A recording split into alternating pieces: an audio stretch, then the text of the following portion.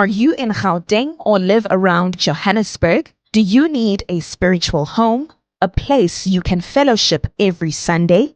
Don't hesitate to join us this Sunday with Minister Harry at Word Focus Church, Northgate. Time 9 a.m. to 11 a.m. Venue, Northgate Mall Cinema, Northgate. For more information, call 078-139-0006 or visit Word Focus Church on Facebook, X, and Instagram. Come fellowship with us and experience God's Word in His presence. See you there. Sabingelela bazalwane igama lika Jesu Kristu waseNazaretha igama lami ngu-ST. Yes khona ke manje futhi lana. This is another beautiful day. Siyambonga uNkulunkulu bazalwane kakhulu nangalosuku lanamhlanje. Hey yane uNkulunkulu yasisiza kakhulu bazalwane. Umuntu wathi ukubanjwa ukugula kodwa ke namhlanje sibuyile ke bazalwane siyabonga kakhulu. Siyambonga kakhulu uNkulunkulu namhlanje. Namhlanje ke nginanomfundisi la umfundisi uNtanda. Mfundisi uNtanda sasike sana ile eThekwini. We had a very beautiful chat lapha nabazalwane njengoba silapha eThekwini kukhona nezinceke ehlukahlukene ngabalo makhathini omboma kanjalo noNxumalo la sixoxa khona njengoba sasisonke laphana. Kwakuyinto emnandi ngayibona nje feedback abantu abaningi basho bathi hey awuphinde ubuye futhi uzosenza lenye abanye bathi awuphinde ubuye futhi banginikeza izihloko ezinye abafisa ukuthi ngathi singayithinta so nje ngizoyenza le nto le bazalwane. Mfundisi niyaphila? Siyaphila kakhulu futhi. Siyaphila ni right? Right. Uba uphatha kahle eDurban? Kamnandi ngangihostwe abazala ngabase Tututu ngo Sunday. Ngishumayele Tututu Saturday ngalala ePine Town. Kwabanye abazala nengakhonzi nabo bathi nje ayibona benendawo yami yokulala ngithi ngachaza ukuthi angilale hotel. Namanje kwala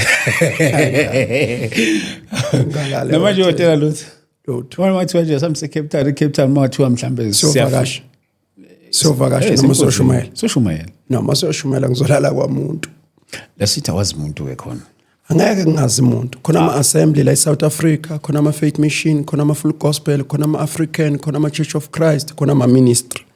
Mawufica umuntu njengoba ngisho as much as wekhona akekho umuntu osindisiwe ongangazi mina. Akekho as long nje sindisiwe ungowakithi loyo mayefuna ukwazi ibackground yami ngemnika ifona lemumva. Bazona ke nibe uMntanda lapho nimbiza lapha khona ngifuna ukuthi ngeke kalala nehotel angeke ngisekulala kodwa mangikhiphile ngiyalala ehotel. Awumama uyalala ehotel uyalala mama hotel akithi. Mfundisi siyabonga kakhulu uNkulunkulu ngawe. Madoda kuningi mfundisi. Ngeke ngithumelela ivideo enye emuye umfundisi bashisa icertificate. Bashisa ama degree bathi mele mawumzalwane uphilela inkosi kuphela. Lezi zinto zokuya esikoleni njalo nje asinabo uNkulunkulu. What you take mfundisi kuleyo? Mhlambe kulolo daba nje masingangena kulo laba abazalwa nabekho wrong. Yaba right kakhulu indlela ababone ngayo ukuthi indlela engakhonzwa ngayo fanele kungasetshenzwa kumele ngayiwe ezikoleni kodwa abasho ukuthi kungasetshenzwa bathi umuntu angaqashwa umlungu othize noma ngabe iphoyisa asebenzela ugovernment angabe lisotsha kodwa abazalwane kumele bayisebenze babe namabhizinisi wabo bayisebenza ukuze bakwazi ukukhonza uNkulunkulu ngendlela engalalela ngayo. So ke bashisa lezi zinto nje kuyisystem kaSathane noma yaseBabylon abafuna ukuthi baphume kuyona of which kuyinto right kakhulu. Ngiyavumelana nabo 100% benza into right kakhulu. Kodwa nginama question athina angaphenduleki. Okay. Ngenhlanhla ku-age yami bengingabuza imibuzo. Yes. Embadlwana. One, uma uqala i-podcast wena Dlamini uthi le podcast izolungisa umonakalo owenzeka. Right, funa siqale sithola ukuthi uneminyaka emingaka ubudala wena. Okay. Right, usitshela ukuthi mina ngineminyaka emingaka ngaphambi kwakho. Bakhona yini abantu abake benza lo msebenzi owenzayo ngaphambi kwakho? Yeah. Then mawuthi wena bakhona funa sithola ukuthi bona bawenze wrong kuphi njengoba wena ulungisa njengamanje. Okay, funa sithole into ecacisayo ukuthi njengoba ulungisa uzolungisa ukuqala kuphi ukuya kuphi. Mhlamba ngibeke nje ngolimo olicacile. Mina ngokwe-age yami omkhulu kimi obabu Chiliza nobabu Duma nobabu Ngidi kimi abazalwa obabu Ngidi omkhulu kuba bangaphambi kwalapho angibazi ukuthi ngizothi obani. Ngithatha bona ngoba abazalwane bakithi la eSouth Africa. Kushumayele ubaba uBhengu, kwashumayela ubaba wasungula leli bandla ekuthiwa iChurch of Christ. Kwashumayela abashumayeli base Faith Mission, Full Gospel kanjalo, Assemblies of God. Okay. And then abazalwane ngaleso sikhathi bebefunda isikolo. And kunabazalwane abathandazelwe abebengenayo imali yokuya ema-university, bathandazelwa abazalwane ukuthi bakwazi ukuyongena ema-university. Two, khona abazalwane bengayitholi imisebenzi and they are from the poor background, bakhulekelwa kwaze kwafika la uNkulunkulu evula iminyango bethola khona imisebenzi. Right. Angazi ukuthi umzalwane lo olungisa lento uphenduke nini. Ake ngimlinganisele ngenza isibonelo. Mhlawumbe usindiswe ngo-1980. Ivangela liqalanga ngo-1980. Bebekhona abazalwane abashumayelayo before befunda isikolo, besebenza, beyinhlobonhlobo ebandleni. Ngifuna ukwazi ke manje ukuthi uNkulunkulu njengamanje is 2025 noma ngabe lento iqale 2024 manje uNkulunkulu usethi izikole ezikaSathane. Right, ngivumelana nomzalwane, izikolo ezikaSathane. Lo yamthandazo owawuthandaziwe ukuthi abazalwane bathola imisebenzi kaSathane. Angazi noma uyangizwa yini? Nguzwa kahle. Kwakuthandaziwe, kwathandazwa umthandazo ukuthi abazalwane bathola umsebenzi kaSathane. Of which kusho ukuthi uNkulunkulu uyayicontradicta yena. Umthandazo osuthandazeki yena ukuthi labazalwane bathola umsebenzi kuSathane wabanika yena. Ukuqala lokho. Okwesibili sithatha abantwana sabaseyikoleni bayofunda. Sathandaza ukuthi uNkulunkulu abavikele beyohlala beyofunda imfundo kaSathane. Leyo nto ayenze sense leyo. Ukuthi uNkulunkulu maye uNkulunkulu wayengazivumela sithatha abantwana bayofunda imfundo kaSathane oqala. Okwesibili abazalwane bahambe bayosebenzela uSathane, sibacela umsebenzi kaSathane kuNkulunkulu. Leyo nto ayenze ngqo. Uma ke kuyiqiniso lelo lishiwo umzalwane njengamanje ukuthi ngempela imfundo kaSathane, nginomunye umbuzo futhi okhona. Labazalwane bethu abaze bahamba bengamaphoyisa besebenzela uSathane, bakuphi njengamanje? Ngoba bakwazi ukuba sesulwini uma uNkulunkulu against ukusebenza njengamaphoyisa, ume against ukusebenza kwabemafemini. Then ngifuna ukwazi ukuthi abazalwane bethu abadlulile ngaphambili abebesebenza bakuphi? Angithi bahambele lesi sifundo singakafiki sokuthi isikolo sikaSathane nani. Then ngifuna ukwazi ukuthi bakuphi njengamanje. Bese kubuya kuzala odabeni lwesikolo, ke siqinise nje le ndabeni yesikolo. Alright, sebeyekile ke abantwana bethu ukufunda. Yini into abazoba busy ngayo? Kuthiwa into abazoba busy ngayo imfundo kaNkulunkulu. Le mfundo kaNkulunkulu abazoba busy ngayo futhi bazohambisa izwi nje emini bazoba busy. Okwesibili kuyo lento engibalayo, banye bayadayisa, bayathunga, bayalima, benzani bese bayadayisa. Okay. Lokudla abakudayisayo bakudayisela abantu bakaSathane. Abathathe imali kaSathane babuye nayo la ebandleni. Sizoyidla imali kabani? kaSathane. Sidla la ebandleni. Asisebenzi nalaba bantu, asifundi nalaba bantu, kodwa siyayidla imali kaSathane idliwapi? La ebandleni kaNkulunkulu. And then akuyenza senze egcineni. Okay, sibuye la ekudayiseni. Thabane wena une podcast. Mina ngine baker. Sithina sobabili asibanga abazalwane, asingeni kwisystem yazo siphumile. But abantu nangu mawulindile uzongena kule podcast le yebandla. Uzoshiya imali la. Akhokhe le mali kaSathane la. Izokhokhela kule podcast le kaNkulunkulu wethu ngoba sesiphumile kwizinto zezwe sila. then uzokhokha le mali kaSathane, sizodla le mali kaSathane. Sithi uSathane sinabudlelwane thina naye. Uma imali ngekaSathane. And then siyadayisa futhi, sidayisela labami le baker yami, kuthenga abantu bakaSathane. And then abantu bakaSathane ngibadli mina, kodwa ngiyayidla imali yabantu bakaSathane. Ihlala la kimi ngisebenzisa yona. Anginayo yini uSathane mina manginjalo. Unayi phela. Manje ke mina ngisala lapha ekuthweni izinto ezinjalo zizoliconfuse ibandla. Yiko ngithi qala statement sithi akekho wrong umzalwane lento afike nayo. But ngifuna ukwazi ukuthi uNkulunkulu ubone nini ukuthi le system endala ibingekho right. Ukubone nini uNkulunkulu? Uma uNkulunkulu kuyilo yaNkulunkulu esimkhonkhonzwe ngaba ngaphambi kwethu, waye ethulile kulabo bokuqala. Wabayeka abafunda lemfundo, wayithulela nje wangasho lutho. Wayeka abantwana bakhe basebenza umsebenzi kaSathane. Then wathula uNkulunkulu wangasho lutho.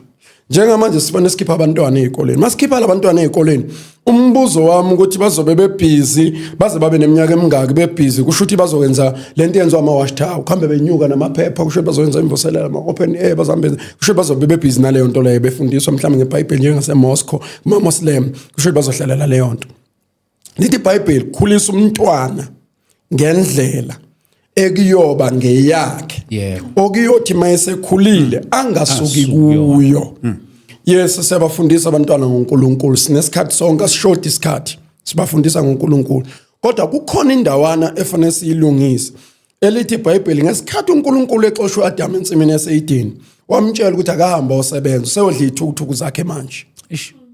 So uma akuzange laphana kube khona uhlaka alibekayo uNkulunkulu ukuthi Adam uyozisebenza noma uyosebenzela othize, wathi akahamba seyodla ithukuthuku zakhe. Labantu abasemafemini zithukuthuku zabo lezi yami.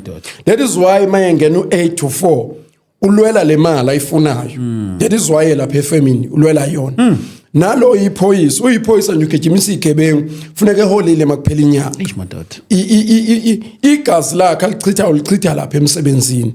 So malithi iBhayibheli uyosejula ukusebenza kanzima ukuze alalidlile. Ileyo nto abayenzayo abantu. So angazi ukuthi umsebenzi engathiwa ungcono uma usebenzile ukwenza ube noNkulunkulu yilo. Okay. Ake sibuyeke kwimfundo, sikhuluma ngemfundo. Ngiyageneralize la ngoba mangaye kutholakala ithuba lenza 3 hours ngayichaza lento in details. Le ndaba yesikolo yini isizathu sokuthi kube nesikole emhlabeni? Ama blocks mayezokwenziwa kuyacalculate. Awuvana nje uthela osemenda abawu 70 kuphuma ama blocks awu 10 uyabala.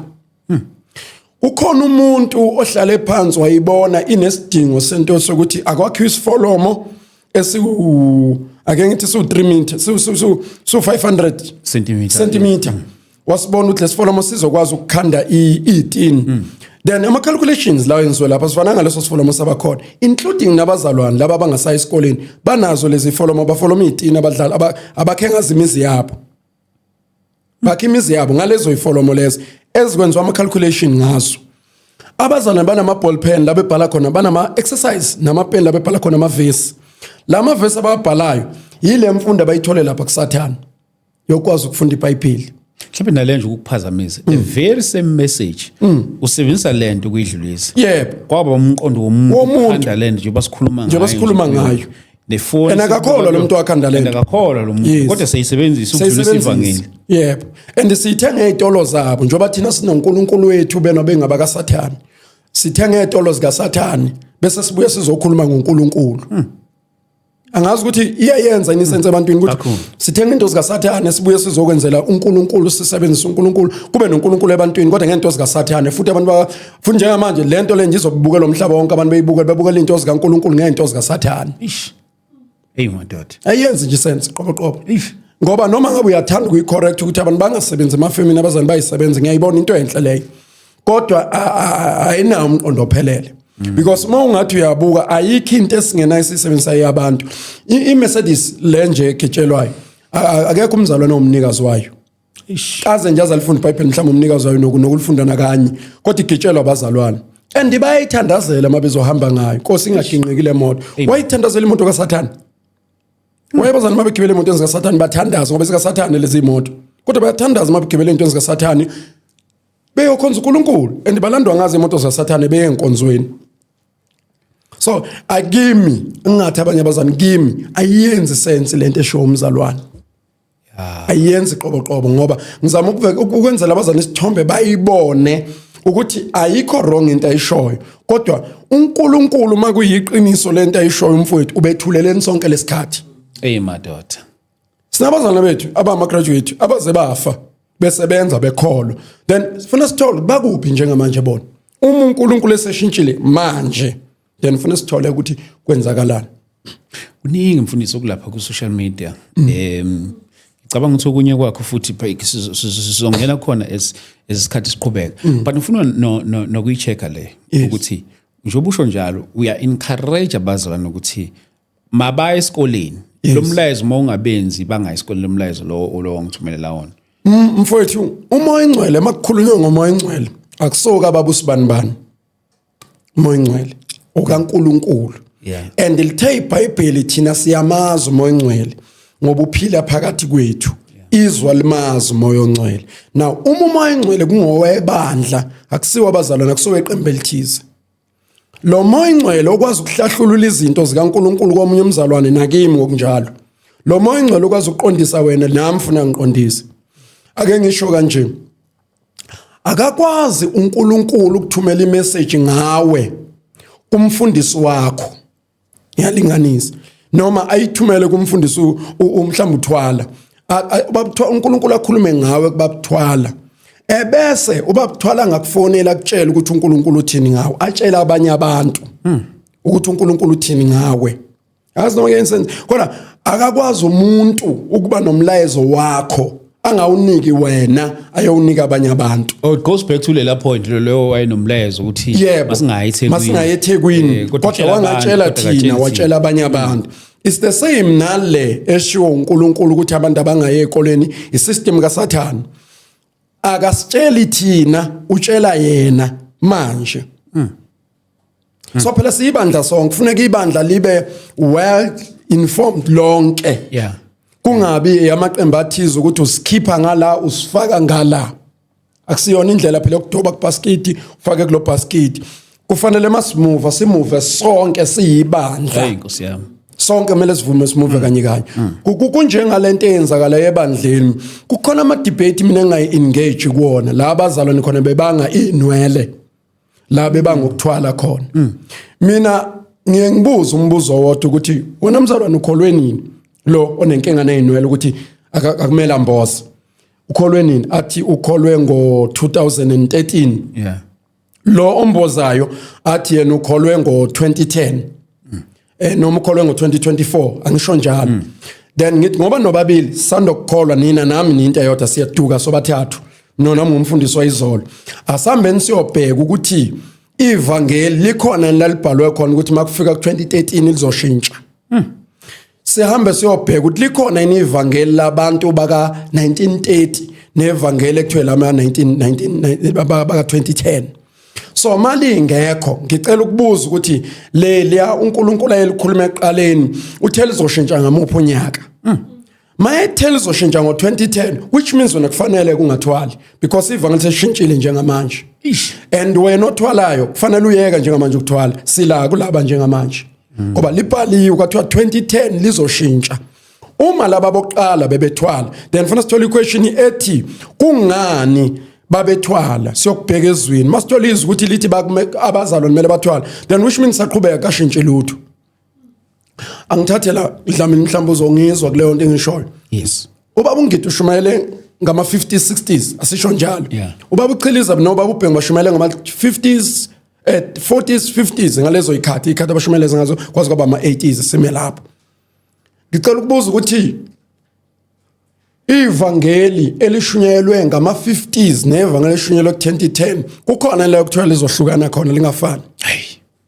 Then ke kusho means ayikho into emele sidebate la emhlabeni ethos bani sebenza ukuthi sidebate into engenasidingo ngoba vele lento irelay from one person to another person injalo nje ashintshe lutho. Mina ngingaze ngizogijima irelay esikoleni ekuthiwa sidraya 100 meters bese kuba khona ingane ebamba irula la ibuyele emuva kulezi yangane ebuya eqhamuka khona.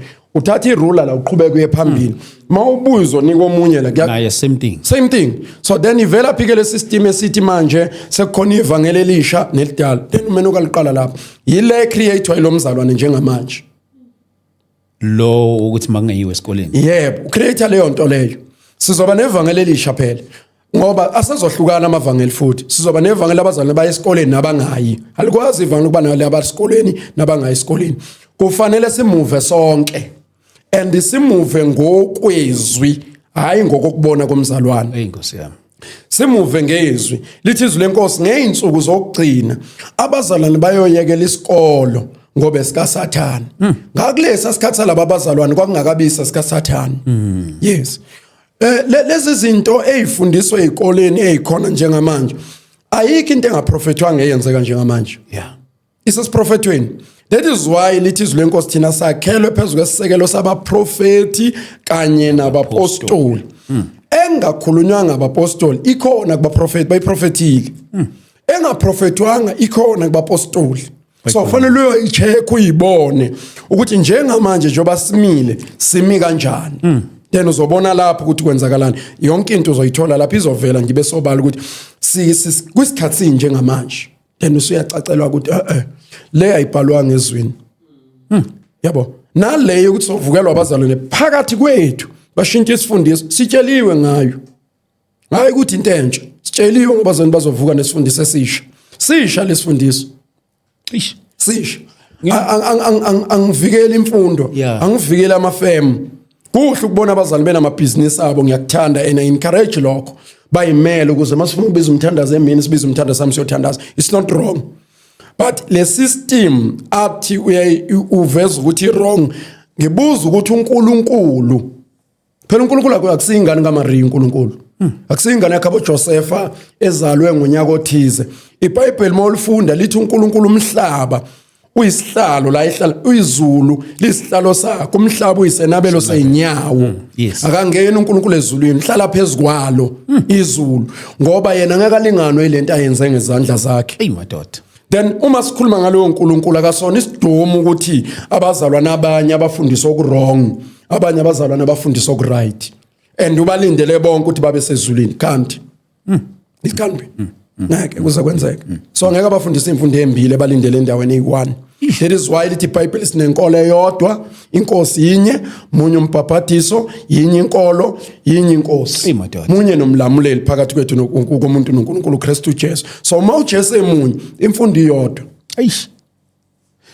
Na kunye mfundisi cha ngizoyibuza impela ngazi bazalwane sebamele baxeke mabexeka yebo asikwazi ezinye izinto kuyiyeka singayibuzi it's fine mali ngixeka baxeke ngoba ngiyabona seba nokungatheka isikhathi esiningi mangisuke ngizobuza into esukishiwo someone ukuthi bakatheka yeah fine uyabona enigma athi ulo umamzane sesihogweni nami ngiyibonile leyo uyavumelana nento kanjalo like what's your take lokho mhlawumbe ake sithi nje ngishoneliwe and then someone come then azothi ngibone ilungu lomndeni wakho okanye ngithi ngibone nje ubaba wakho sesihogweni is it the right thing ukuthi ungitshele uyabona Dlamini uma nabazalwane bonke emakhaya angikusho lokho ibandla lekhelwa ngaphezulu kweprofeti ibandla lakhelwe phezulu kwezwi isekelo nje sebandla izwi akuzona iprofeti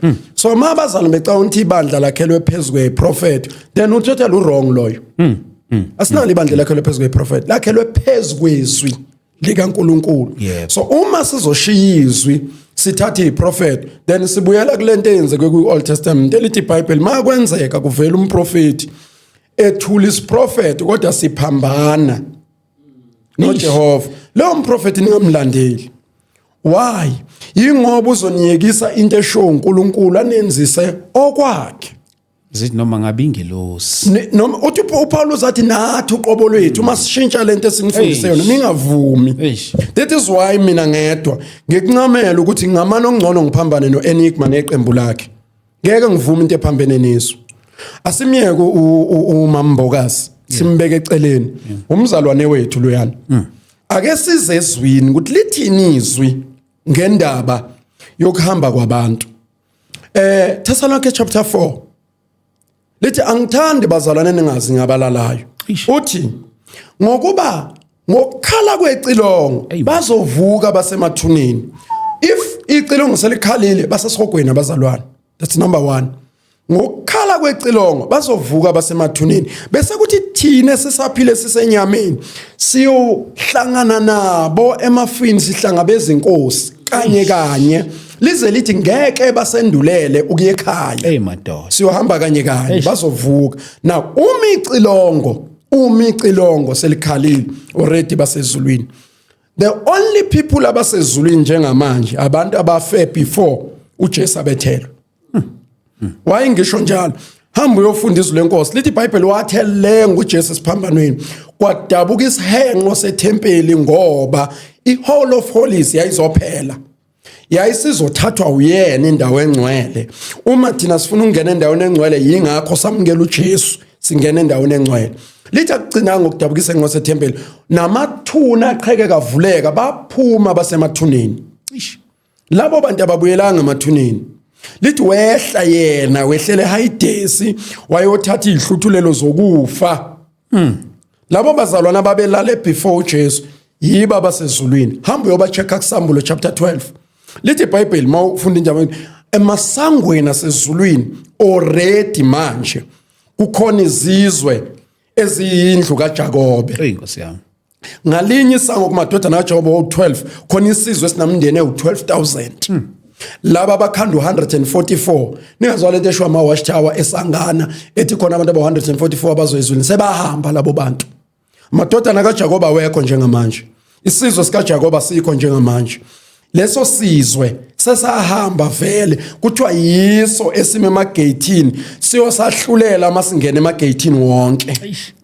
Igate negate kuno 12,000 othi masubahlanganisa bawu12 kwenza 144,000. Yileyo mndeni evele sezulwini uma kukhulunywa ngesixuku sefu lofakazi elingale elibuka thina yilabo bazalwana abalale before uJesu bavuka akekho sethuneni. Abantu abasemathuneni nekukhulunywa ukuthi alikakhala icilongo kubo yilabantu abaphenduke emva kukaJesu. So ke uma usizanele ebalwa nathi akekho kulabo bazalwane basesogweni. Ngiyakwala mina lokho. Angithi soga sikho ungizwe kahle. Angithi labazalwana bayanga esogweni. Angiphiki lokho mina. Into eyenza ngiyibuza umbuzo always abantu abahambe baye esogweni abahlangana noDivas. Abahlangana noDivas esogweni. Abahlangana noHerod esogweni. Abahlangana noPilato. Umuntu wanqoma uJohane ikhanda. Akekho. Umuntu wabethela uJesu akekho esogweni. Ake sithatha nje into egeneral normally ke siyaziyo la eSouth Africa lelizwe leli belicindezelo leli linobandlululo. Kuno president ozewalale ngakaza axolise kubantu abamnyama. Ngiyamthanda lo baba bathu de Klerk. Wayiphumela obala waxolisa kwisizwe saSouth Africa wathi uyaxolisa ngobandlululo alenze kubantu abamnyama. Wayixolisela kwabafele umuntu. It doesn't matter ukuthi bayithatha apology yakhe noma bayithatha abantu kusho lutho but phambi kwaNkulunkulu lenzile iqiniso. Kunomongameli engimaziyo mina wafa FW ulukhuzana uBhota. uBhota uze walala ethi ngeke axolise ngobandlululo. Akafaniswe esogweni kulabantu ababuya esogweni. Zange bambona. Kunabantu beCraddock 4 ababulawe special branch amabhunu ayedila nokubulala abantu abamnyama ebabulalela into zabo. Phela abantu baseSouth Africa bafelanga ngecala. Babefela igolide labo leli lidliwa ama-American kumanje. Njoba ingane zethu ziholelwe grant because imali yakithi idliwe America. Igolide lethu liphethwe yibona. Bahamba abaphathi bethu bayobhawa kule ndoda yaseAmerica ukuze bayinike igolide lethu. Labo bantu be-special force be-Craddock 4 akekho noyedwa obonakala esihogweni. Abantu ababonakala esihogweni abazalwane. Only people abatholakala esihogweni abazalwane. Labo bantu abekho esihogweni bonke. Na before kwakunot FD Malani azange babonakala esihogweni. Amabhunu ake ngichaze nje amabhunu lawa sonta ade sonta emasontweni. The special church kakhulu engiyaziyo mina bisonta amabhunu ngakithi bekuyi-Dash Reform Church. iDash. Yes. Yeah.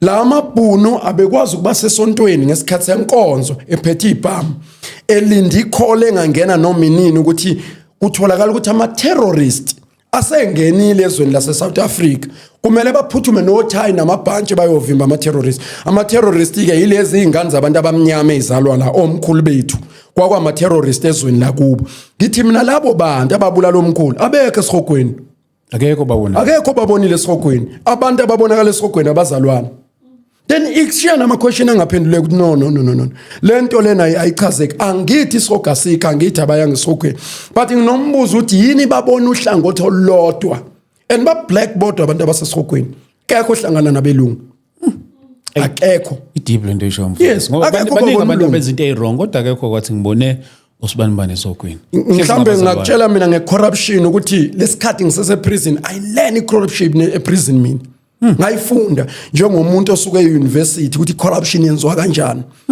yayibona le ncwadi engiphethe yeah if ufuna asithi uMamdlamini u-director yeah then uvisit ama-site e-department ethize azobona ukuthi imali ye-department isebenze kanjani wena Dlamini into ofanele uyenze uthenga le ncwadi njengoba ku-2025 le ncwadi ngeke ubanike abafundi ngo-2025 uyozibanike ngo-2027 so njengoba uzoyigcinela ukuthi udirector uDlamini mayefika ifici ikhona sealed ayikaze isebenze then imali ethenge le ncwadi ngo-2025 kuzothiwa ngo-2026 futhi mayefika uDlamini nansi incwadi le mali ekhishwa uDlamini njengodirector siyayidla sure siyidla phezulu ukuthi khona le ncwadi le ama-invoice akhomba le ncwadi always mayenziwe aphinda adlula ama-invoice aloku kungena ka-2027 aloku esakhomba le ncwadi data le ncwadi but akhomba ukuthi ithengwe ngo-2027 inkosi yami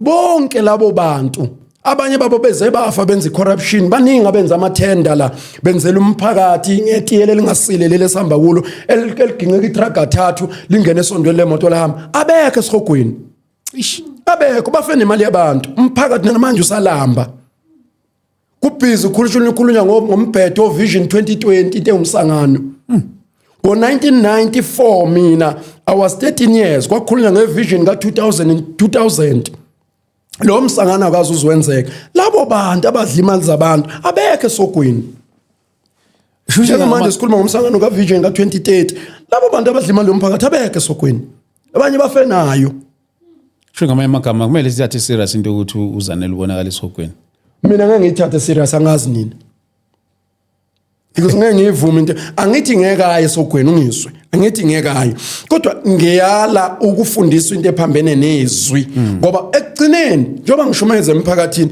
ngizovinjwa abantu bangibuzizwe bangikhombise leli verse ngiyakhumbula nje ngake ngashumayela komunye umncabo ngangivangela phela mina mangivangela ngifaka isuti ngifaka overall straight ngidonsa igodo lapha kwakushubile onondinto nje kwakonondinto kanti khona enye indoda la elazi iBhayibheli yayisithe ukushashaya nje amahayivani yasiya ngibiza ke mase kuphuma umncaba yathi uyemfundisi ngicela ukubuza ukuthi hayi ungashumayeli ngaleli verse elithi akekho umuntu ongenasono ngoba uthi akanasono umqambi manga ngathi mina angikwazi ukusho leyo nto kumuntu ongaphendukile ngoba iBhayibheli likhuluma lapho ngomuntu ongakholwa likhuluma ngomuntu okholwayo lithi ukuthi anganasona umqambi menza umqambi manga uJesu kodwa masizivuma sizishiya uthembekile manje mawungakazi ukholwa ukwazi kuyishiya izono uyishiya kanjani uyivuma kuphi awuyivumi izono mongaphendukile then ufuna ukuqhubeka ngaleyo ndlela bonke uhlangana nomuntu onjalo ebese kubuza imibuzo unganabi nayo impendulo ngoba ufundisa iprofeto zabantu sho ngamanye amazwi mfundisi iprofeti esuke okay asikuyeke ngokwezwi but mhlamba ke sikubuke ngokwefamily ukuthi mhlamba ifamily kungamele ithathe ibe worried ngalokho ukuthi kubonakala ilungu lethu esihogweni maqondana nalokho sekubiza umzalwane ukukholwa yes ukuthi usizakele kangakanani maqondana nokukholwa yes uyabona nje le nto phela yokuthi kubonakala umzalwane esihogweni ifananse nokuthi uthi mina ngijola noma mbani angithi yimini umuntu oqondayo ukuthi angikaze ngijole nalo mzalwane so ayikwazi ukungilimaza into engakhathazekile ngayo so kodwa seyingaya ngokukhula ukuthi umuntu lo ukhule kangakani wawungakhulanga ngamkhuba ukuthi kuthiwa ngimataniswa namacala athize engawazi kodwa naye sekhulile omunye ngeke abe nenkinga. Mina I trust ubaba uKhambule nje mfowethu ukuthi hayi abantu abakhulile labantu ngeke nje into yomsangano njengale bayithathe.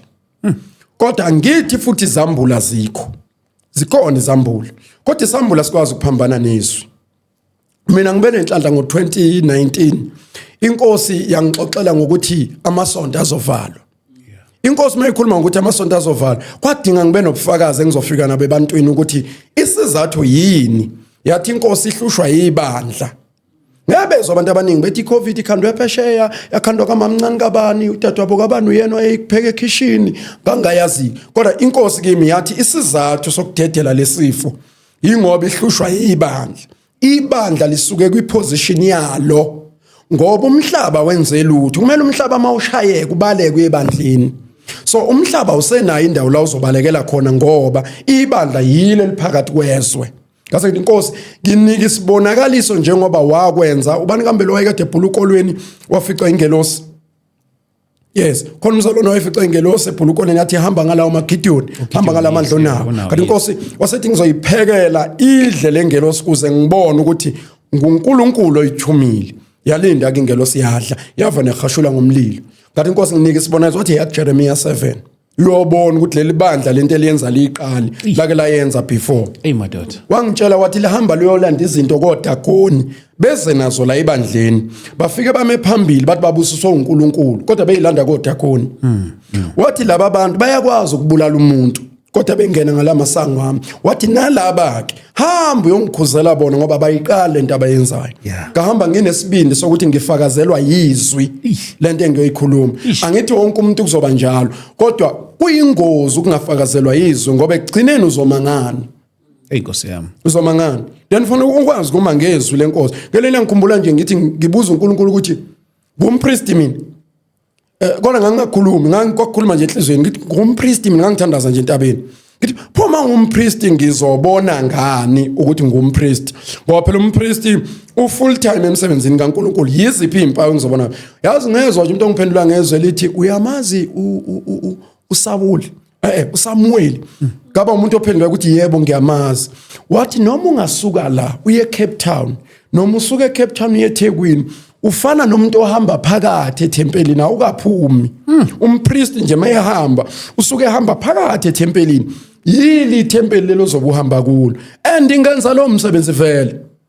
Njengoba usuke ngikhombe eCape Town nje ngisongiyomemezela izwi. MangiseThekwini ngiyomemezela izwi. Mina ayikho indawo engivakasha kuyo. Ithuba lokuthi sengaze ngakhetha ukuhamba nomngami ngathi akangasali ekhaya ngoba ukugana mina ngeke akenjoy. Ngoba ngihlala ekhaya mina ngiyavakasha ekhaya. Yeah. Ngone ingane nginandaba nazo kakhulu. Unkosikazi wami yena mntoze kimi. Ngithi lo ngcona ahambe nami. Ukuze at least lento engiyenza yayibonda ngibhizi ngana ahambe nami. Uyena umuntu ozathola ithuba kathi hayi baba sisingase beach ngihambise ngiyolwandle siyeke. Hayi baba ngezwe kuthiwa la kuno SABC ngihambise siye lapho. Siyeke ngoba suke singalapha. Athi hayi ngezwe kuthiwa kune parliament ngala sihambeke siye parliament. Kodwa ngivakashi nje ngisuke ngisemsebenzini nje mina right through yona into engiyenzayo. So ngiunderstand ukuthi umpriest akaphume etempelini ufela khona. Uma uyidola umfundisi usojole kanjani setempelini? Ngoba awuphumi uyozufa uyofela la. Lithi iBhayibheli wazi wamdala uSamuel wababiza abantwana bakaIsrayeli bonke. Wathi nginikhonze kahle ngiqile iganga ngithathanga lutho into yamuntu wathi sengiyalala. Yebo. Umsebenzi wompriest lo. So sengisho ukuthi kufanele ufakazelwe yizwi kwinto oyikhuluma. Ungavana nje uyisukelekele nje nesambulo sakho esisha ususicabanga. Kodwa lama differences amangaka mfundisi singenza njani ukuthi aphele noma into engeke iphele? No difference awekho wrong Mnceko. Awekho wrong. No awekho wrong. Ama doctrine lawo. Ama doctrine. Ake ngeke ngayichaza lento phambili ukuthi lamagama lawa asetshenziswayo akuwona amagama amasonto. Until abazali bazi understand ukuthi igama lithi faith mission akuseli igama lesonto. It was a mission yabapostoli ababe carry imandate laba bayithatha baqhubeka nayo nabo bezoyideliver kwabanye. Kwatholakala ukuthi ugovernment ngaleso sikhathi usenama system akhe okumonitor everything. Angiyeka amanye amazwe ngikhulumela eSouth Africa. eSouth Africa uthi amasonto aza register kwaba impoqo. iANC ngakukusho ngakufakaza lento engisho kwaba impoqo. SACP ngayifakaza lento engishoyo.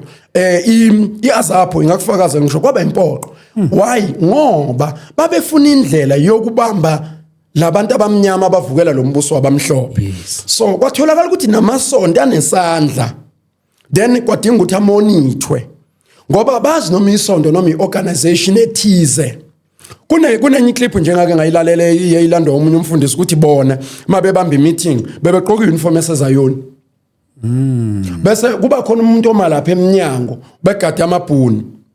Kunje makukhona umuntu ozayo nje bese lo athi masinyana iphela ingxoxo bese haleluya uJesu inkosi kwenzelwa amabhuni mayengena acabanga ukuthi kusesontweni. Then amasonto amonithwa ngalokho aseqala ukuthi agadwe ngalendlela ngoba uhulumeni efuna ukubona ukuthi akekho inengozini ngoba uyabona umuntu mayicindezela umuntu always umuntu mayicindezela umuntu uthedle bebeka iphoyisa lemgadela eminyango ukuthi udla nje akekho nozomphazamisa. That is why makubanga ithenda funa kube khona abantu abafayo ngoba lo dlayo funa asusa abantu abamphazamisayo la ekudleni kwakhe. Then no government wenza leyo nto aphoqwa kamabandla ukuthi azaregistrwe. Arejistwa ngenxa yalokho alikho isonto elinegama la. I'm telling you ungahambe ubuza mawesela akusile igama lapho, akusile igama lapho, igama lomuntu ukuthi uJani Wesela umuntu owafika nalenkolo yamawesela and then linikwe igama mumva ukuthi Methodist Church ngoba ugovernment elwa nalo base banikeza igama lanikwe igama kuthiwa iMethodist Church akusile igama lalo. Igama lomuntu uJani Wesela wayeshumayela njengoba buchiliza nje okuchiliza akusile igama lakho lithi African Gospel. Ama missionaries ati this is an African gospel because we've been running all over the world. We've never seen people who are manifesting the power of God like these people. So bamangala bathi lento le yintsha kubona. Then kwathiwa leli ivangeli lase-Africa siliqala la. Noma missionary wakazawenza ama miracles kanjeni. Inkosi yami. So yaqala kanjalo. Alikho isonto lenegama, amabandla nje wonke abemi eclean enginagama. That is why labazalwane kuthiwa ama Church of Christ mina esayidini lami ba right abekho wrong. Iproblem ukuthi nje bavuke ngesikhathi esirong. Ngeke balihlanganisa ibandla ngisho sebethanda. Ngeke. Noma ngakhuluma baze kudabuka imlomo bethi asibuye thina size kubo nalaba kubuye. Ngeke kuzakwenzeka. Ngeke kuzakwenzeka. Because indlela okwenzeke ngayo lento esetshenziswa uhulumeni kuzibe nje egcineni. Phela divide and rule walokho ukuthi abantu babuse and then besubenzisa intando yakho bangakwazi kwenza lokho afanele bakwenze. Inkosi yami. Yes. Nawo ama Church of Christ mawuthi wabheka abhetha nje ngokwawo. Hayi ukuthi jobe sibiza ngoba unenza into right. Abhethe wodwa. Abhetha kanjani? No, sengisho ukuthi angasingangeni edabeni lawo. Lewe wodwa ayibhethela nje nawe wodwa. Yes. So ayikho into engasishisa ngapha siyojoina wena kube ngathi khona into right abayiphethayo. Abaphethe lutho right. Iyafana nje mandate yabo nethi mandate eyodwa. Into ehlukayo ama doctrine. Yeah. Ama doctrine awokumonitor ibandla because thabani uma wena uphethe iST Media iba nestaff nomunye ecabanga uyibiza ngala ngizofica hle ntombazana eqoka iunderwear yodwa interview kuthi iprogram yakhe angithi ayimonitor ayina administration then ngila ngizongifica mina ngifakelela ngizele nami ngiqole ngendlela yami uyibona ukuthi nawe nje iyahlaza kwanawe because akukho umthetho omisiwe. So ilokhuzana nje amalokhuzana walokho emabandleni okumonitor indlela yokukhona but imandate iyodwa insindiso sishumayelayo. No matter nina nizama ukusigwinya thina ukuthi ngathi insindiso eshungele itaxiyona but imandate insindiso. Ngibona uphethena nencwadi la mfundisi. Usubhale nani incwadi? Mfundisi la ubizo lwami. Mfundisi la ngibhale uhambo lwami lo sengigqoka amasudi manje. Ngiyawashintsha manje. Ngifika eRandfontein. Le ndaba lencwadi ixoxa indaba yami le ngifika eRandfontein. Okay. Ukubizwa kwami uNkulunkulu ngifika. Ngikade ngihleka nje ngibuka emalangeni ngikhumbula kulomuzi engaxoshwa kuwo. Mina ngangaxoshwa emzini omzalwane osindisiwe. Ngaxoshwa ngayohlala emzini womuntu wase12 apostoli. Umzalwane nama room emzini wakhe nje athe ukuthi ni rent wangixosha. Wathi lalela la kuhlala befundisi la ngenza imali. Eish. Ngaxoshwa umuntu wase12 apostoli. I didn't understand that time ukuthi kwakuzela kodwa sengiyafunda manje ukuthi uNkulunkulu akamfuni umuntu oncika kubantu. Yeah. Ufuna umuntu oncika kuye. Lokho kwangilekelela ukumqonda kangcono uNkulunkulu kunokumqonda ngendlela yabantu. So kwangenzela indlela yami yalula yokuhamba. Kodwa nje la umlando wokuthi ngihambe kanjani. Kukhona enye sazolandela exoxa ngenhlopheko zobizo. Mhlambe mathe ngixoxa ngenhlopheko zobizo ze80 pages. Ezinhlopheko zobizo wena ohlangabezana nazo. Yes. I remember ukuthi khona la ngangamisa khona itende eRandfontein ngahlekwa zingane zesikole. sidlula 3 poles manje ziyasifica ke siyashayela lapha mamdlamini siyafaka zithi hawu lo mfundisi ulala etendeni abefundisi balala emahotela kusho ukuthi akusumfundisi wangempela yayibona ukuthi ingqondo yalezi ngane indlela elinyazwe abazalwane ngakhona bazi ukuthi umuntu obizwe uNkulunkulu uvuka ehotela eseqoka isuti itende engalazi lifakwe ubani la ngilala khona ngiyakwazi ukufika lo muntu ezokhipha icable yonke ezoyithatha intambo yokukhanyisa etendeni nginembazo la nginesando la besishayela ngaso isandla singene ngaphakathi vele umbuzo wodwa uthi once ngamshaya ngesando ngamgcoba isandla ngizokwazi ukuphinde ngishumayele kule ndawo because labantu bale ndawo bayakubona ukuthi ubezoganga umbuzo ukuthi umfundisi angazambulalele nje intambo ibona leyo nto kwathi ngiphume ngimyeke isandla la ngiphume ngaphandle kwetende ngifike ngimshaya inqini wenzani wow wayibaleka esisho intambo yami akubanga kanye noma kabili ngafunda ukuthi la etendeni phakathi ngikhande ngezituro ngikhande iroom engizolala kulo hayi ukuthi ngikhande iroom ngizama ukubeka izituro ukuze ngigcine ngizizwe mayithathwa njengoba ngizenza so isound system ilala la ngaphakathi ngiyibopha intambo yami yesound la emqakaleni wami ukuthi ngiyizwe mayihamba ibona impilo fanele kube khona umuntu ongilandela ukudla la kuphekwe khona kulethwe la ngoba ngikwazi ukunyakaza lezi zinto zizohamba kuzofuna yona le mphefumulo yalabantu abangihluphayo so ngiyakwazi ukuhlupheka okunjalo ukhona umuntu esifazane ngithi mangibhala lencwadi ukuthi angilithola ngithuba lokuxoxa naye kahle abathi umpostoli uZulu wakhona phela mfanteni uyamazi wakwaduma kakhulu ngesikhathi sikagqemeza no Linda Sibiye babemsebenzisa kakhulu kwakuthiwa ubuyiZulu ngiyambona lo muntu ngimthanda ngenhliziyo yami yonke lo mntwana kaNkuluNkulu ayikho into engangenzeli yona mhlawumbe abantu babemthuka bethi siyathandana umdala kimi ngeminyaka kakhulu mhlawumbe 16 17 akukho angangilekelelanga ngakho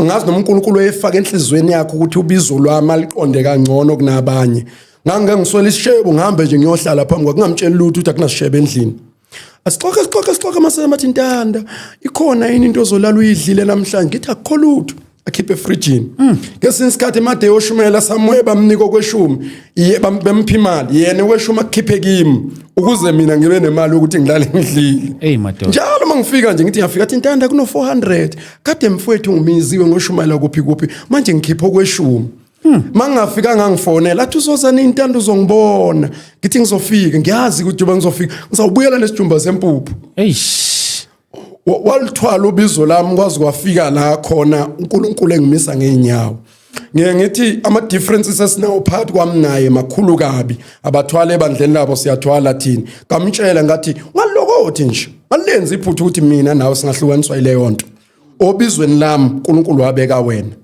waseva mina wena ikhona yazi elinye lephuthe lenzakala libazalwane yazi ukuthi kuwe lama differences wethu esinawo si end up singakwazi ukubenefita something from komunye just because wenza into mina engayithandi and abanye abantu banama preferences wabo this why sesakhuluma la ngelinye ilanga nomfundisi ukuthi umuntu uyapush ipreference yakhe phambili bese ayenza iscripture kanti preference akusiyi scripture iscripture sisodwa nepreference yodwa so umuntu agcine ekhuluma izinto akholelwa kuzona yena kube ngathi sonke kumele siphile ngazo no mina ngasizwa ubaba wami mina baba Madlala nami bengenayo iproblem yalabo bantu uthi yena umuntu amsebenzisa uNkulunkulu enquthu ukuze leli ivangela lishumayelwa libe la likhona wasebenzisa umuntu ongangeni ishungena lapha ebandleni ohlukile okhonzela nje kwelinye ibandla wamnakekela kunomncwaba kasishiye conferenceini wathi ngeke mina ngibela ku conference laba beshonelwe laba benze nina nabakhona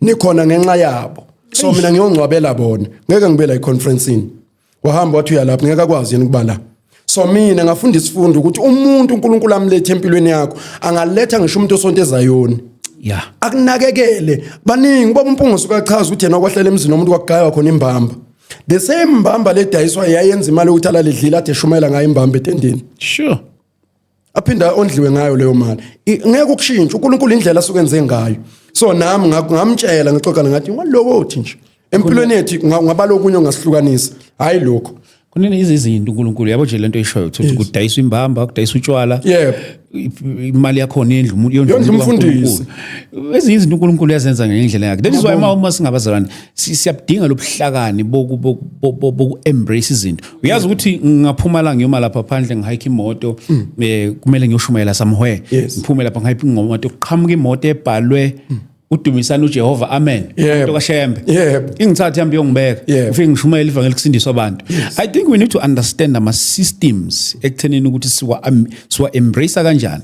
Njengoba usho nje la yabo nje umunye umzekelo walento leyo uzongena esitolo esitolo akusisitolo somzalwane iowner yakho ikhonza umunye umuntu nje ikhonza kodwa uzongena uyithenge lento oyifunayo and uyithole futhi.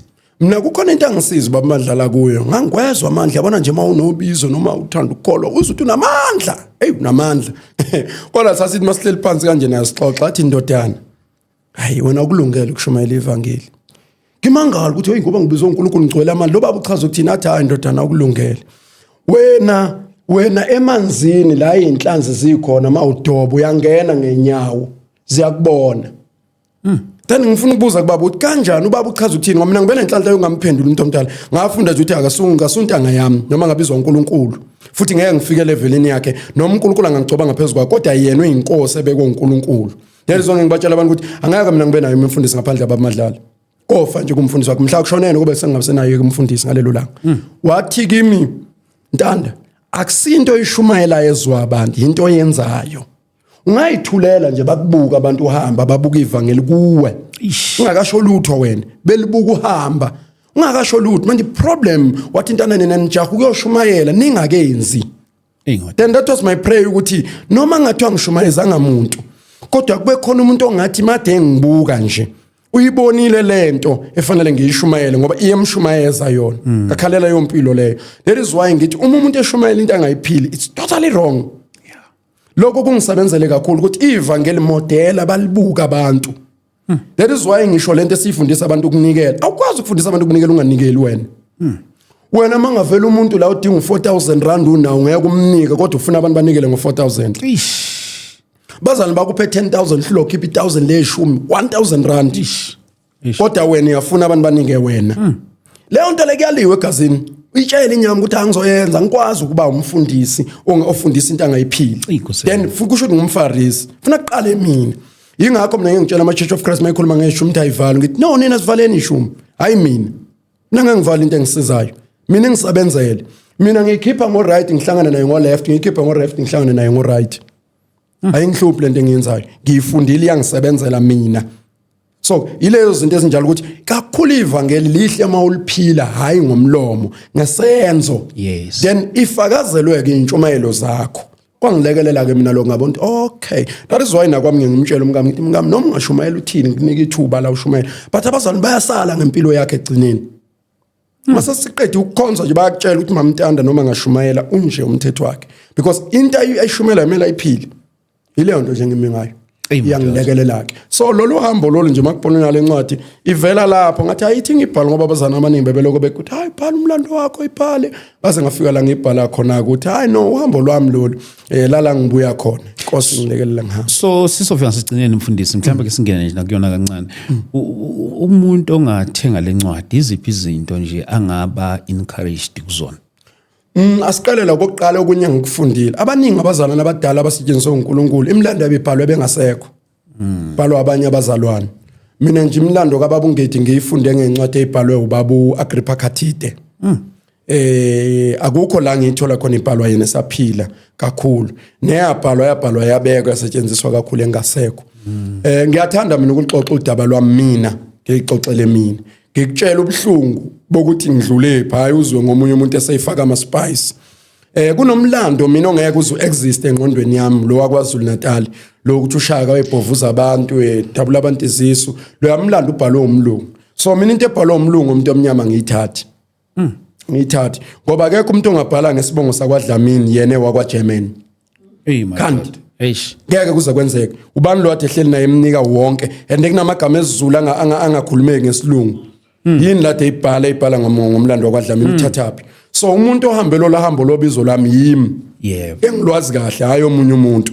ngiyakwazi mina Dlamini ukufaka amaguzu ngiphethe icathulo ngesandla ngoba ngibona ufuna ngizonge for 3 years zingagugi ngithenga ngo300 ngoba uma ngingazongi angazi ngizofika ngihlangana nabazali bangangibingelele endleleni angithi ngifaka amaguzu gqoka amaguzu mase kuzongena enkonzweni ngisula inyawo zami kahle ngiyempompini bese ngifake icathulo bathi umfundisi uNtando sekhona phakathi nalabazali laba abashaya izandla labade bengangibingelele endleleni hlale nabo beqalaza umfundisi uNtando ngoba mina ngiyena umfundisi uNtando ngoba ngilo umuntu abahlangane naye endleleni ogqoka amaguzu so ngiyakwazi ukuhamba konke ngiyakwazi ukuhlala emzini yabazalwane umzalwane ephuwa inakekela umzalwane ngiyakwazi ukuthandaza ngishiyeka umzalwane uNkulunkulu emenzela umusa se-right kodwa angaphinda ngifonele mina ngoba uthenga imoto entsha umuzi wakho usu-right so angisaqualify ukungena kwakhe ngangiqualify esangilalisa kosofa edining room laba abahophokile bakhona ngingeni namhlanje emzini yabo uNkulunkulu bakhumbulile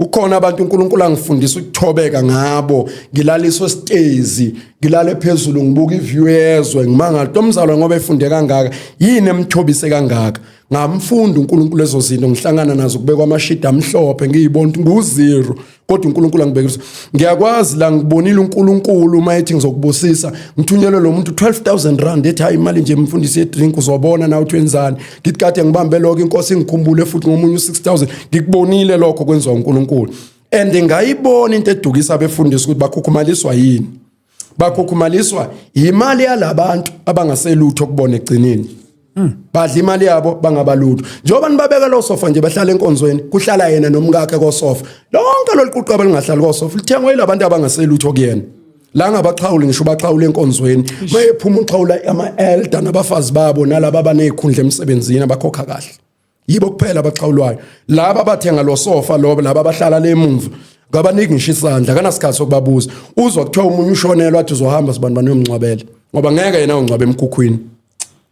Mfundisi bayithola kanjani incwadi yakho abazalwane? Uyangi-WhatsAppa kuyo le number engiyisebenzisayo 076 896 3615 150 noma ngabe ukuphi kunendawo uyoyithatha ukwazi ukuyifundela yona uyigcinele wona.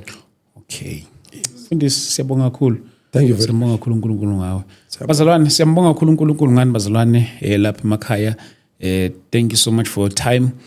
Nazi nje ngicela ukwenza lezi imemezelo nje ezincane ngomhla ka 30 May sizobe sisekahiso lapha ekahiso kuyobe kumgqibelo no 30 May nakho ngibuyele emuva ngomhla ka 30 August sizobe sisekahiso Kahiso Drive and Big Street kuno stop sign nje kuno stop lapha kuthiwa ngase Lusham hostel so sobe silapho ke bazalwane ngiyacela nje mawuthi awukho kude sifike silapho siyomemezela uJesu kuma street wase Kahiso yes bazalwane and okunye futhi ngiyacela bazalwane nisize nje Nkosi yami nisilekelele we want to buy our own equipment ukuze singeke sibe nama limitations in terms of ukwenza umsebenzi kaNkulunkulu makuthi nje uyawujabulela umsebenzi esiwenzayo singajabula kakhulu bazalwane to partner with us. We want to buy our own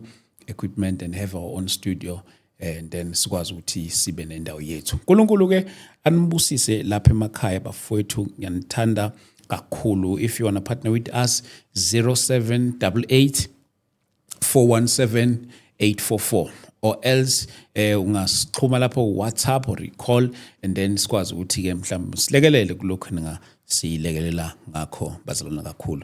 Ngiyanithanda kakhulu lapha emakhaya and then ngomhla ka 25 October sizobe siseSoweto eDlamini Multipurpose Hall sizobe silapho sihamba kanye naye uzobe khona naye ubaba usuka le KZN baba uBishop PR Chiliza sizobe sinaye khona lapho ngithi nje angimkhumbuze nje bazalwane diarizer lamalanga lawa njoba sizobe sihlangana kuwona zona lezi insuku. Mfundisi 30 seconds nje amazwi akho ukugcina. Ngakhuthaza nje ukuthi abazalwane ngiyacela babuyele ezwini. Sibonga mfundisi. Nje ababuyele ezwini kaNkulunkulu yonke into iphelele lapha ipackage leyana kushodi lutho impiliso ikhona futhi ikhona. Yes nokuthi bazalwane ningal-interpret izwi lenkosi wrong. Yabona nje kuneyifundisa esinye ngeke ngasizwa ukukhulunywa ngezinja ukuthi uNkulunkulu akayifuni izinja singayisho into engashiwo ngeyizwi alizange lisho izwi lenkosi ukuthi uNkulunkulu akayifuni izinja emakhaya ethu. Ingelosi into enkulu ukuthi ingasabinja. Ngeke ingelosi isabinja. Sihamba nengelosi singene emzini enezinja la, ithoba inji lale phansi. Bazi bakubuze kulomuzi ukuthi ungene kanjani la ngoba kungenwa kunezinja eziyingozi kaba ama pitbull. Ingelosi ziyilalise phansi. Ngeke ingelosi isabe izinja. iBhayibheli lithi izinja zingaphandle kombuso. Kushiwo izinja, kushiwo abantu abaphila impilo yezinja. Kushiwo izinja lezi ezikhonkothayo. So singalinterpret wrong iBhayibheli bazalwane. Azikho izinja ezinkinga. Umzalwane nje ayifuye nje amayifuna, mayengayifuna akayifuni mina nginayo. Hayi ngoba nginenkinga ukuthi uNkulunkulu ingelosi ayifuni nje ekhaya lami, cha bazalwane. Ingelosi asinankinga nezinja. Siqaphele futhi nalo singalifundisa into engekhe ezwini lenkosi. Ingelosi ingena ngisho etoilet. Ingelosi ingena uyobeletha. Ingelosi ingena uyohlinzwa esibhedlela. Ingelosi ingena qale engozini wena uzongena engozini qala. Imingelosi isabinja kusho ukuthi ayisaba ingozi yomgwaqo emoto. So ingelosi ayisabi lutho isuke ikhona nje, akukho la singathi khona ingelosi ayingeni. Ifundiso zabantu ukuthi ingelosi isaba izinja. Izinja nje azinalutho. Uma uyithanda ungayifuna, mina ngiyithanda ngento eyodwa izinja. Mina ngilithanda ikhaya lomzalwane esilosimemezana naye. Ngicela ningikhatheleni izinja. Angithi ngumpriest mina. Yini pho abantu bangangeni bephuma la ekhaya bangene baphume bakhululeke. Sengilongivike ngezinja la sebele bayangimemeza. Yini engispecial ngayo? Kodwa lesikhathi samanje kunamasela. Abanye bayifuyele lokho izinja. Ukuvikela impahla zabo ukuthi zingantshontshwa amasela. Abanye izinja bayifuyelela abantu abavane benze noma kanjani emzini yabantu masebedakiwe bangene nje bafohle. Then bayifuyele lokho. Kodwa ngeqiniso nje asikusho lokho. Azikho ingelosi eyisaba izinja. Ayiphele leyo nto imfundiso wrong kubantu. Konke ingelosi eyisaba izinja la. Bafethu siyabonga kakhulu. Sibonane kwi-episode yethu elandelayo. uNkulunkulu anibusise. God bless you. Amen. Are you in Gauteng or live around Johannesburg? Do you need a spiritual home, a place you can fellowship every Sunday? Don't hesitate to join us this Sunday with Minister Harry at Word Focus Church, Northgate. Time 9 a.m. to 11 a.m. Venue, Northgate Mall Cinema, Northgate. For more information, call 078 139 0006 or visit Word Focus Church on Facebook, X, and Instagram. Come fellowship with us and experience God's Word in His presence. See you there.